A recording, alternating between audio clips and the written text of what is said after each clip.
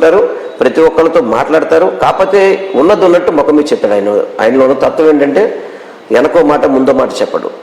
డైరెక్ట్గా ఏదైతే చెప్పదలుచుకున్నాడో పార్టీకి నష్టమైనా కానీ, ఇప్పుడు మీరు ఫర్ సపోజ్ మొన్న ఎమ్మెల్సీ ఎలక్షన్స్లో కొంతమంది ఎమ్మెల్యేస్ తెలుగుదేశానికి వేశారు.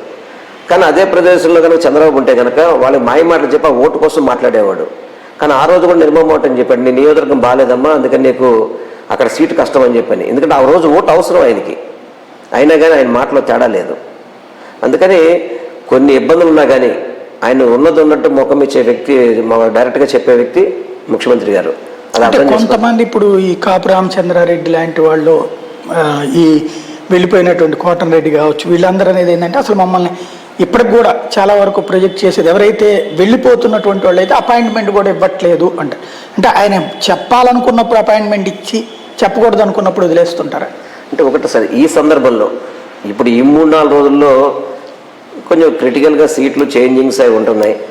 ఎవరికి వాళ్ళకి పిలిచి చెప్తున్నారు, ఏదైనా ఇబ్బంది ఉంటే పిలిచి చెప్తున్నారు అంతే తప్ప ఇప్పుడు వెళ్ళిపోయేటప్పుడు ఏంటంటే ఏదో అపవాద చెప్పాల్సిన పరిస్థితి ఉంటుంది. లేకపోతే ఎందుకు వెళ్ళిపోయాడని చెప్పి ఇప్పుడు కాపు రామచంద్రారెడ్డి గారు పార్టీకి సిన్సియర్గా పనిచేశారు. కాకపోతే అక్కడ ఉన్న నియోజకవర్గ సమస్యల మీద గౌరవ ముఖ్యమంత్రి గారు ఆయనకి ఏదైనా ఇబ్బంది కలిగి ఉండొచ్చు, దానికి ఏదో ఒకటి బ్లేమ్ చేయాలని చెప్పారు. కోటమిరెడ్డి సేదరెడ్డి కూడా మరి అంతకుముందు ఆయన్ని మంచిగా పొగిడిన వ్యక్తే కదా. అక్కడ అతను మంత్రి ఇవ్వలేదని చెప్పని, నాకు మంత్రివర్గంలో స్థానం కనిపించలేదని చెప్పని, చంద్రబాబు అయితే నాకు మంత్రి అవకాశం ఇస్తాడని చెప్పని చంద్రబాబు మాయ మాటలకి నమ్మి వీళ్ళు బయటకు వెళ్తున్నారు. వీళ్ళు ఆ మాయ మాటలు కొద్ది రోజులు పోయాక అది అర్థమవుతుంది. ఈయనేమో